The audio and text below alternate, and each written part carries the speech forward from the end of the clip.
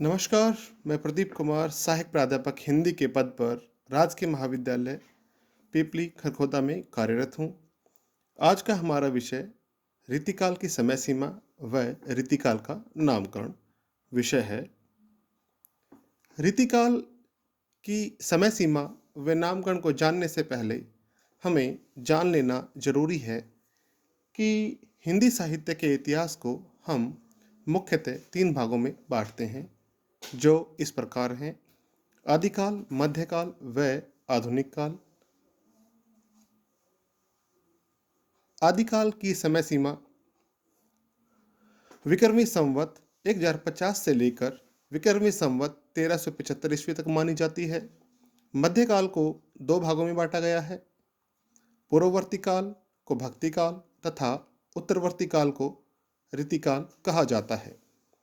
भक्ति काल की समय सीमा विक्रमी संवत 1375 से लेकर विक्रमी संवत 1700 तक तथा ऋतुकाल की समय सीमा विक्रमी संवत 1700 से लेकर विक्रमी संवत 1900 तक मानी जाती है। ऋतुकाल अतः स्पष्ट है कि संवत 1700 से लेकर विक्रमी संवत 1900 तक के काल को हिंदी साहित्य में ऋतुकाल के नाम से जाना जाता है। ऋतुकाल में 3 प्रकार के कवि हुए: ऋतिबद्ध, ऋतिसिद्ध तथा ऋतिमुक्त। ऋतिबद्ध कवियों में केशवदास, देव, चिंतामणि तथा ऋतिसिद्ध कवि में हम बिहारी का नाम ले सकते हैं तथा ऋतिमुक्त कवियों के रूप में घनानंद, आलम, बोधा और ठाकुर का नाम विशेष रूप से लिया जा सकता है। इसके पश्चात हमें ऋति शब्द का अर्थ एवं स्वरूप जान लेना चाहिए। ऋति शब्द का शाब्दिक अर्थ है मार्ग। काव्य शास्त्र में इसी मार्ग को विधि, पद्धति आदि के अर्थ में प्रयोग किया जाता है। आज ऋति शब्द का अर्थ शैली के रूप में लिया जाता है।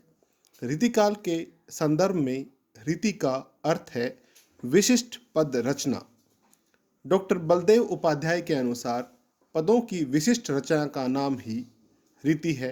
संस्कृत काव्य शास्त्र में ऋति का अर्थ काव्यांग विशेष के लिए रूढ़ हो गया है।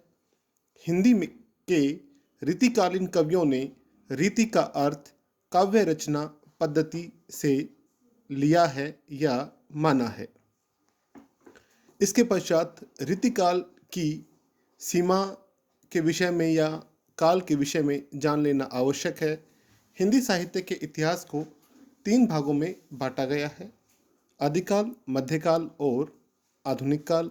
मध्यकाल के 2 भाग किए गए हैं। इस विषय में हम पहले भी चर्चा कर चुके हैं। मध्यकाल को 2 भागों में बांटा गया है। पूर्ववर्ती काल को मध्यकाल व उत्तरवर्ती काल को ऋतुकाल के नाम से जाना जाता है। आज पूर्व मध्यकाल को भक्ति काल व उत्तरवर्ती मध्यकाल को ऋतुकाल के नाम से जाना जाता है। ऋतुकाल की समय सीमा को लेकर विद्वान एकमत नहीं है। इसका कारण यह है कि भक्ति काल के अनेक ग्रंथों में भी ऋति ग्रंथों के लक्षण मिलते हैं। उदाहरण के लिए सूरदास जी की साहित्य लहरी में नायिका भेद वर्णन ऋति पद्धति पर आधारित है, परंतु विक्रमी संवत 1700 के आसपास ऋति ग्रंथों की प्रचुरता दिखाई देती है। जहाँ तक कि ऋतुकाल की अंतिम सीमा का प्रश्न है, उसे विक्रमी संवत 1900 स्वीकारा जा सकता है, अर्थात संवत 1700 से लेकर विक्रमी संवत 1900 के बीच के काल को ऋतुकाल कहा जा सकता है। इसके पश्चात हम बात करेंगे ऋतुकाल के नामकरण के विषय पर। ऋतुकाल के नामकरण को लेकर भी विद्वानों में मतभेद है। मिश्र बंधुओं ने अपने ग्रंथ मिश्र बंधु विनोद में ऋतुकाल को अलंकृत काल कहा है। उन्होंने इसे 2 भागों में बांटा है: पूर्व अलंकृत काल तथा उत्तर अलंकृत काल। आचार्य शुक्ल ने ऋतुकाल को ऋतुकाल नाम ही दिया है। आचार्य विश्वनाथ प्रसाद मिश्र ने रीतिकाल को श्रृंगार काल नाम दिया है। डॉक्टर रामकुमार वर्मा व डॉक्टर राम शंकर शुक्ल रसाल ने इस काल को कला काल नाम दिया है। डॉक्टर भगीरथ मिश्र ने इस काल की दो मुख्य प्रवृत्तियों रीति व श्रृंगार को ध्यान में रखते हुए इस काल को रीति श्रृंगार काल कहा है। इस प्रकार हम देख सकते हैं कि मिश्र बंधुओं ने इस कालखंड को अलंकृत काल, वे आचार्य रामचंद्र शुक्ल ने रीतिकाल, डॉक्टर आचार्य विश्वनाथ प्रसाद मिश्र ने रीतिकाल को श्रृंगार काल, डॉक्टर रामकुमार वर्मा व डॉक्टर रमाशंकर शुक्ल रसाल ने इस काल को कला काल व डॉक्टर भगीरथ मिश्र ने इस काल को की मुख्य दो प्रवृत्तियों के आधार पर इस काल को रीति श्रृंगार काल का नाम दिया है।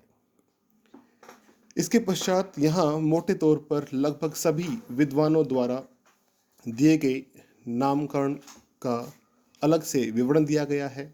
इसके पश्चात हम चलते हैं कि मिश्र बंधुओं ने इस कालखंड को अलंकृत काल क्यों कहा। जैसा कि लिखा गया है कि मिश्र बंधुओं ने अपने ग्रंथ मिश्र बंधु विनोद में रीतिकाल को अलंकृत काल का नाम दिया है। उन्होंने इस कालखंड को दो भागों में बांटा है, पूर्व व उत्तर अलंकृत काल। अपने इस नामकरण का समर्थन करते हुए वे कहते हैं, इस काल में भाषा अलंकृत हुई, वीर रस और श्रृंगार की वृद्धि हुई, आचार्यत्व में परिपक्वता आई। उनका मानना था कि इस काल में कविता का अत्यधिक अलंकरण हुआ। वे मानते थे कि जिस प्रकार अग्नि उष्णता से रहित नहीं हो सकती, ठीक उसी प्रकार कविता अलंकारों से रहित नहीं हो सकती। संस्कृत काव्य शास्त्री भी यही कहते हैं, परंतु हमें यह भी ध्यान रखना चाहिए कि इस काल में रीति ग्रंथों का अत्यधिक प्रचार हुआ और आचार्यत्व की वृद्धि भी हुई। उधर आचार्य रामचंद्र शुक्ल ने इस नाम पर आपत्ति तो नहीं की, परंतु इसे स्वीकार भी नहीं किया। उनका मानना था अलंकार प्रयोग रीति का ही एक अंश है। अंत में मिश्र बंधुओं ने स्वयं इसका विभाजन करके इसे और अधिक स्पष्ट कर दिया। हमें यह भी स्मरण रखना चाहिए कि रीतिकाल में केवल अलंकरण की ही प्रधानता नहीं थी, अतः रीतिकाल को अलंकृत काल कहना तर्कसंगत प्रतीत नहीं होता है। इसके पश्चात हम बात कर लेते हैं आचार्य विश्वनाथ प्रसाद मिश्र द्वारा दिए गए नाम के विषय में। आचार्य विश्वनाथ प्रसाद मिश्र जी ने रीतिकाल को श्रृंगार काल नाम से अभिहित किया है या जाना माना है। अपने मत की पुष्टि करते हुए विश्वनाथ प्रसाद मिश्र जी कहते हैं कि जिस प्रकार भक्ति काल में भक्ति की प्रधानता थी, ठीक उसी प्रकार रीतिकाल में श्रृंगार की प्रधानता थी। रीतिकाल की प्रमुख प्रवृत्ति व वर्ण विषय श्रृंगार ही है। इस आधार पर वे मानते हैं कि इस काल को श्रृंगार काल कहना उचित होगा। आचार्य शुक्ल ने भी इस नाम का विरोध नहीं किया। वे लिखते हैं, वास्तव में श्रृंगार और वीर इन दो रसों की कविता इस काल में हुई, प्रधानता श्रृंगार रस की रही। इस आधार पर अगर इस काल खंड को कोई श्रृंगार काल कहे तो कह सकता है। इसका अर्थ यह हुआ कि आचार्य रामचंद्र शुक्ल ने भी आचार्य विश्वनाथ प्रसाद मिश्र के मत को सराहा है और कहीं ना कहीं इस मत को वो मानते भी हैं। इसके पश्चात हम जान लेते हैं श्रृंगार काल कहने में अनेक आपत्तियां भी विद्वानों को हैं। पहली बात तो यह है कि इस काल में श्रृंगार की प्रधानता तो है, परंतु वह स्वतंत्र नहीं है, वह सर्वत्र रीति पर आधारित है। दूसरा, श्रृंगार काल नाम रीतिकाल की केवल एक प्रवृत्ति की ओर संकेत करता है। तीसरा, रीतिकाल में कुछ ऐसे कवि भी हुए हैं जिन्होंने अपने काव्यों में श्रृंगार को अधिक महत्व नहीं दिया। इस कालखंड में भूषण, श्रीधर, सूदन जैसे वीर रस के उत्साही कवि भी हुए हैं। निष्कर्ष रूप में कहा जा सकता है कि श्रृंगारिकता इस काल की एक प्रमुख प्रवृत्ति थी, परंतु जितना भी श्रृंगार काव्य रचा गया वह रीति पर निश्चित रूप से आधारित था। इसके पश्चात हम जान लेते हैं कि डॉक्टर रामकुमार वर्मा व डॉक्टर रमाशंकर शुक्ल रसाल ने रीतिकाल को कला काल नाम देना क्यों उचित समझा। सर्वप्रथम डॉक्टर रमाशंकर शुक्ल रसाल ने रीतिकाल को कलाकाल नाम दिया। बाद में डॉक्टर रामकुमार वर्मा ने इसका समर्थन किया। डॉक्टर रमाशंकर शुक्ल रसाल कहते हैं, इस काल में काव्य रचना का या काव्य कला का सर्वाधिक विकास हुआ। इस काल में कला के नियमों और कला नियमों से संबंध रखने वाले रीति या लक्षण ग्रंथों की रचना हुई। परंतु इस काल को कलाकाल कहने में भी कुछ आपत्तियां हैं।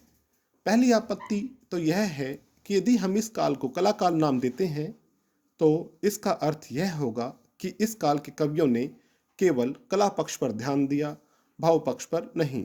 यह मानना उन कवियों के साथ निश्चित रूप से अन्याय होगा। सच तो यह है कि केशवदास, भिखारीदास, बिहारी, घनानंद, भूषण आदि रीतिकालीन कवियों के काव्य में कला पक्ष और भाव पक्ष दोनों ही पक्ष प्रभावशाली रूप से उद्धृत हुए हैं। अतः इस काल को कलाकाल कहना नितांत अनुचित होगा। इसके पश्चात हम जान लेते हैं कि डॉक्टर भगीरथ मिश्र ने इस काल को किस आधार पर रीति श्रृंगार काल की संज्ञा दी है। डॉक्टर भगीरथ मिश्र ने रीतिकाल का यह नामकरण करते हुए उसकी दो प्रमुख प्रवृत्तियों की ओर ध्यान दिया है, रीति और श्रृंगार। उनका मानना है कि इस काल में श्रृंगार की प्रधानता थी। दूसरा, इस युग में रीति का बोलबाला था। इस काल का काव्य शास्त्रीय पद्धति या रीति के आधार पर रचा गया। इस आधार पर डॉक्टर भगीरथ मिश्र ने इस काल को रीति श्रृंगार काल नाम देना उचित समझा। लेकिन उनका यह मत भी स्वीकार्य नहीं है, क्योंकि इस काल में रीतिमुक्त काव्य और नीतिप्रक काव्य भी रचा गया। रीतिमुक्त काव्यों में मुख्य रूप से घनानंद, बोधा, आलम और ठाकुर का नाम व नीतिप्रक काव्य में गिरधर कविराय का नाम विशेष रूप से लिया जा सकता है। विशेषतः घनानंद, ठाकुर आदि रीतिमुक्त कवि रीति से जुड़े हुए नहीं थे, परंतु उनका काव्य हिंदी साहित्य में विशेष स्थान रखता है। कुछ विद्वान यह भी मानते हैं कि दो प्रवृत्तियों के आधार पर किसी काल का नामकरण करना अटपटा सा लगता है, अधूरा सा प्रतीत होता है। अतः रीतिकाल को रीति श्रृंगार काल नाम देना भी उचित प्रतीत नहीं होता है। इसके पश्चात हम सर्वस्वीकृत नाम की ओर ध्यान देते हैं। रीतिकाल को आचार्य रामचंद्र शुक्ल ने मध्यकाल के उत्तरार्ध भाग को रीतिकाल नाम दिया है। अधिकांश विद्वान उनके इस नामकरण का समर्थन भी करते हैं। डॉक्टर नगेंद्र और डॉक्टर हरीशचंद्र वर्मा ने रीतिकाल नाम उचित माना है। डॉक्टर हरीशचंद्र वर्मा हमारे यहाँ पर महर्षि दयानंद विश्वविद्यालय रोहतक में हिंदी विभाग के अध्यक्ष रह चुके हैं और वर्तमान समय में उनके सुपुत्र कुछ दिनों पहले ही हिंदी विभाग के अध्यक्ष पद पर सुशोभित थे। उन्होंने इस विभाग को मार्गदर्शन किया और अच्छे पड़ाव की ओर अग्रसर किया। आचार्य वामन ने रीति को काव्य की आत्मा कहकर रीति को सर्वाधिक महत्व प्रदान किया है। आचार्य शुक्ल ने हिंदी साहित्य में रीति को रस, अलंकार, गुण, ध्वनि आदि के पर्याय के रूप में लिया है। दूसरे शब्दों में शुक्ल ने रीति को भारतीय काव्य शास्त्र का पर्याय माना है। इस तरह से आज का हमारा यह विषय रीतिकाल की समय सीमा व नामकरण संपूर्ण हुआ। उम्मीद करता हूँ कि आप सभी बच्चों को इस वीडियो लेक्चर से बहुत ही सरलता से इस नामकरण व काल विभाजन को याद रखने में सरलता महसूस होगी। इसी के साथ आप सभी को मेरा नमस्कार, धन्यवाद। आपका दिन शुभ हो।